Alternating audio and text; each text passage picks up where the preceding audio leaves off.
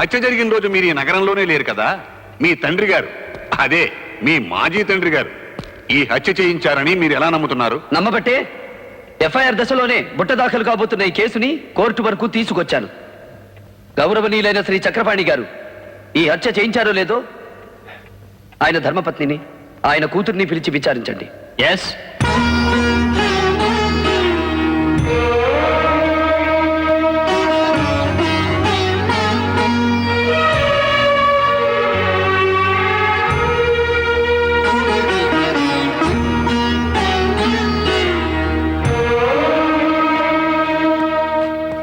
మీ భర్త చక్రపాణి గారు భాస్కర్ అనే కార్మికుని హత్య చేయించారా?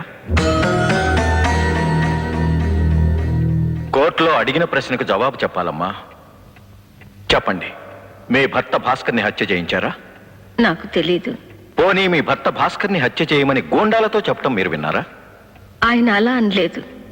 తెల్లవారేసరికి ఊరు వదిలి వెళ్ళకపోతే చంపేయమన్నారు. తెల్లారేటప్పటికి మేము ఊరు వదిలి వెళ్ళిపోతాం బాబు అని కాళ్ళ వేళ్ళ పడ్డా వినిపించుకోకుండా నా కొడుకుని దారుణంగా చంపేశారు. మీరేం చెప్పదలుచుకున్నా ఫోన్లోకి వచ్చి చెప్పండి. చెప్పండి అమ్మా, మీ అబ్బాయి భాస్కర్ని ఎవరు చంపారు, ఎలా చంపారు? కన్న పేగు కళ్ళ ముందే తెగి నెత్తురు ఓడుతూ వేళ్లాడుతుంటే కొరివి పెట్టాల్సిన కొడుకు గిలగిలా తన్నుకుంటూ ఊపిరి వదిలితే చూసి చావకుండా బ్రతికున్న మమ్మల్ని ఏమని వర్ణించమంటారు? ఎలా వివరించమంటారు?